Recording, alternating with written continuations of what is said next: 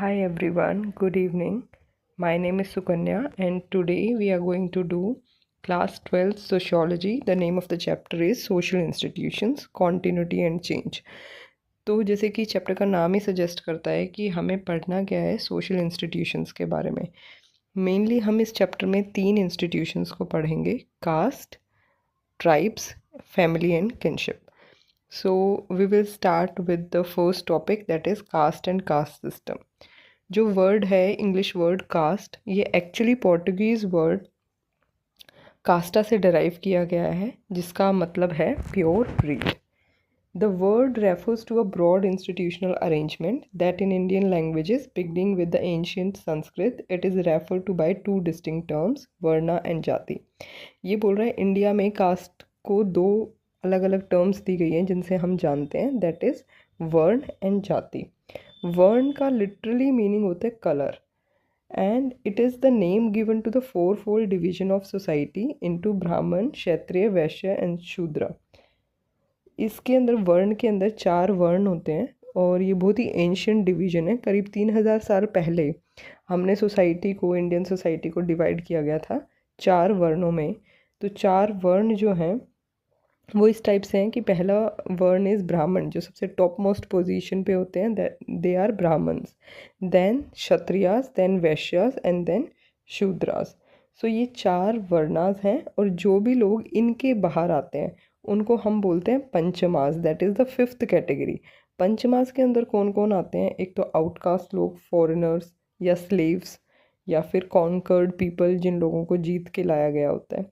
सो ये सब जो हैं वो 5th कैटेगरी के अंदर आते हैं जिसे बोलते हैं पंचमास. अब हम देखते हैं कि जाति क्या है. Jati is a generic term referring to species और kind of anything ranging from inanimate object to plants, animals and human beings. तो ये बोल रहे हैं जाति एक जेनरिक टर्म है, जिस जाति का मतलब होता है स्पीशीज़ या काइंड ऑफ एनीथिंग, किसी भी चीज़ का टाइप या किसी भी चीज़ की स्पीशीज़. तो ये स्पीशीज़ सिर्फ ह्यूमंस की या एनिमल्स की ही नहीं होती, स्पीशीज़ इन एनिमेट ऑब्जेक्ट्स की, मीन्स मटेरियलिस्टिक थिंग्स की भी होती हैं. फॉर एग्जांपल, चलो प्लांट्स में, एनिमल्स में, ह्यूमंस में, इनमें तो जातियाँ पाई जाती हैं, पर हमने देखा है जैसे बैट जो खेलते हैं हम, बैट, उसकी भी बहुत सारी स्पीशीज़ हैं, बहुत सारी काइंड हैं, जैसे कि इंग्लिश विलो और कश्मीरी विलो, और भी बहुत सारे होते होंगे, मुझे इन 2 के नाम तो पता है. तो इस तरीके से जाति जो है वो किसी भी चीज़ की कितने टाइप की वो चीज़ हो सकती है उसको हम जाति बोलते हैं. Jati is the word most commonly use to refer to the institution of caste in Indian languages. तो ये बोल रहा है कि इंडिया के अंदर मोस्टली जो वर्ड कास्ट है उसको हम जाति से डिनोट करते हैं. हाँ, आपकी जो बुक है उसके अंदर जाति और वर्ण ये बहुत ही कॉम्प्लिकेटेड टाइप से दिया हुआ है, तो it is not easy to understand by reading the book. So मैंने इसको थोड़ा इजी करके, सिंप्लीफाई करके यहाँ लिख दिया है because it can be asked as a 4 marker. तो जाति क्या है? जाति इज़ द रीजनल और लोकल सब क्लासिफिकेशन, मतलब किसी भी रीजनल लेवल पे या किसी भी लोकल लेवल पे जो हम कास्ट को डिवाइड करते हैं, क्लासीफाई करते हैं, उसको हम जाति बोलते हैं. And varna is a all India aggregative classification, मतलब वर्ना एक ऑल इंडिया लेवल पे क्लासिफिकेशन था लोगों का. मतलब क्या है कि जाति तो लोकल लेवल पे हम अलग अलग जातियाँ बना लेते हैं, एक कास्ट के अंदर बहुत सारी सब कास्ट होती हैं, तो इस तरीके से जातियाँ बन जाती हैं. बट वर्ण सिर्फ 4 ही थे.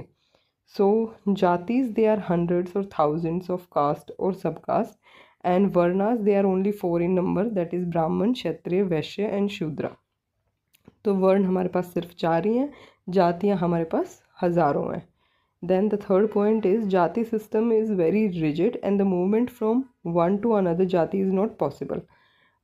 Then the movement in varna was possible. तो ये क्या बोल रहा है कि जाति एक बहुत ही रिजिड सिस्टम है. आप किसी एक जाति में पैदा हो गए तो दूसरी जाति में जाना it is not possible and it is not that easy. But varna system के अंदर जो हम एंशियंट टाइम्स में वर्नास जो थे उसमें मूवमेंट ईजीली हो जाती थी, क्योंकि ये जो वर्ण हैं ये ऑक्यूपेशन के बेस पे डिसाइड किए जाते थे, ना कि आपके बर्थ के बेस पे. फॉर एग्जांपल, अगर कोई इंसान है और उसको ब्राह्मण घर में वो पैदा हुआ है बच्चा, पर उसको उसके वॉरियर स्किल्स बहुत ही अच्छे हैं, तो उसके बाद वो ब्राह्मण भले ही घर में पैदा हुआ है पर वो क्षत्रिय बन सकता है। मान लो कोई क्षत्रिय घर में पैदा हुआ है और उसकी जो है बिजनेस स्किल्स बहुत अच्छी हैं, तो वो वैश्य बन सकता है। सो जो ये वर्णा सिस्टम था, this classification was based on occupation and on the not on the birth. So this was not ascribed, this was based on the occupation. So इसमें मूवमेंट जो थी वो ईजी थी. अब हम लास्ट पॉइंट देखते हैं कि क्लासिफिकेशन ऑफ जाति इज़ अराउंड 900 to 500 BC. जो ये क्लासिफिकेशन हुआ था जाति वाला, ये 900 to 500 BC मीन्स लेटर वैदिक एज में स्टार्ट हुआ था, पर जो वर्णा का क्लासिफिकेशन है वो करीब 3000 साल पहले हुआ था. सो वर्णा जो है वो एक ओल्ड क्लासिफिकेशन है देन जातीज.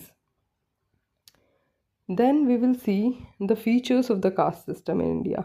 अब हमें कुछ फीचर्स लिखने हैं. This is very very very important and this can be asked as a 4 marker और 6 मार्कर. तो अब हम इसको देख लेते हैं कि कैसे हम लिखेंगे, या इसमें से MCQs भी आ सकते हैं. एक क्वेश्चन मैंने भी लास्ट में दिया है, वो आप लोग अटैम्प्ट करना.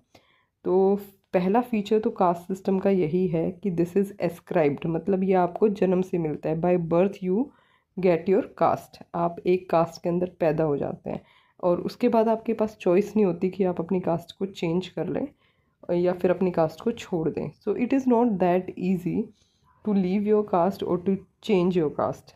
सो फर्स्ट फीचर इज़ एस्क्राइब्ड.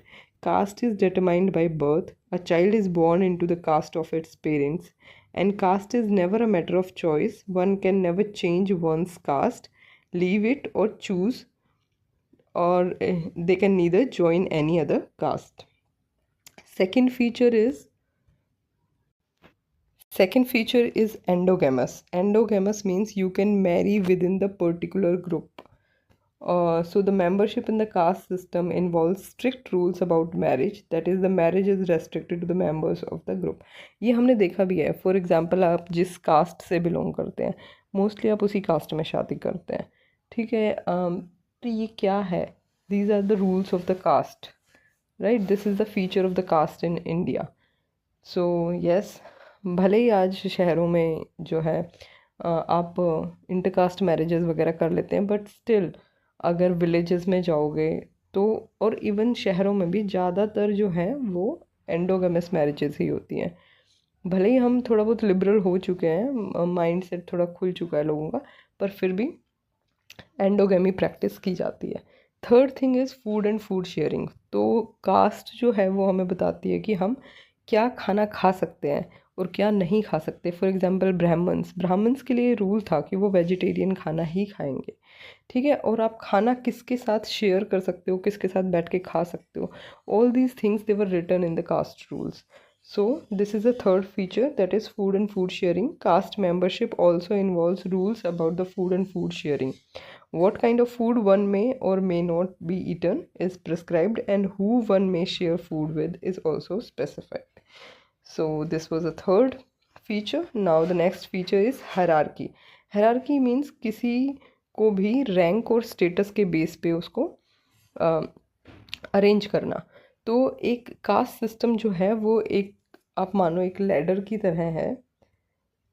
उसके अंदर क्या होता है ना कि जितने भी जो लोग हैं वो कास्ट बेस पे, एक सेकंड में ये लैडर बना ही देते हूँ. देखो कास्ट के अंदर इस तरीके से एक लैडर की तरह अरेंज होता है. कुछ कास्ट जो हैं वो टॉप मोस्ट पोजीशन पे होती हैं, कुछ मिडल पोजीशन पे होती हैं और कुछ बिल्कुल लोअर स्टेटा में होती हैं, मतलब बिल्कुल नीचे होती हैं.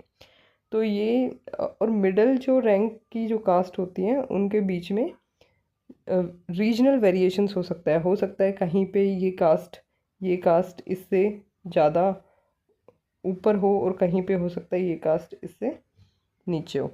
फॉर एग्जांपल हम देखते हैं यादव्स यूपी बिहार में बहुत ही ज़्यादा डोमिनेंट पोजीशन पे हैं, बट हो सकता है किसी और स्टेट में, फॉर एग्जांपल अगर हम साउथ इंडियन स्टेट में लेंगे तो वो डोमिनेंट पोजीशन पे नहीं मिलेंगे. इसी तरीके से अगर हम देखें कि जाट पंजाब हरियाणा के अंदर बहुत ही ज़्यादा डोमिनेंट पोजीशन पे हैं, बट अगर हम इन्हें राजस्थान में या कहीं और स्टेट में देखते हैं तो ये इतना डोमिनेंट पोजीशन पे नहीं मिलेंगे. तो इसी तरीके से बताया गया है कास्ट हायरार्की हमारे यहाँ है, कुछ कास्ट ऊपर हैं कुछ कास्ट नीचे हैं, बट जो मिडिल की कास्ट है वो रीजन टू रीजन वेरी भी करती है। फिर लास्ट पॉइंट है segmental organisation, means caste also involve subdivisions within themself. हर कास्ट के अंदर भी कुछ कुछ कास्ट होती हैं, मतलब कास्ट के अंदर सब कास्ट होती हैं, ठीक है। तो ये इसके अंदर बताया गया है। सो यही था, बाकी का हम नेक्स्ट पार्ट में कवर करेंगे। तब तक के लिए आपके लिए एक क्वेश्चन है जिसका आंसर आपको कमेंट बॉक्स में देना है। So the question is, this was assertion reason type question, and ऐसे क्वेश्चन बोर्ड में आते हैं। So the assertion is caste are thousands in number and the region is caste they have variable hierarchy.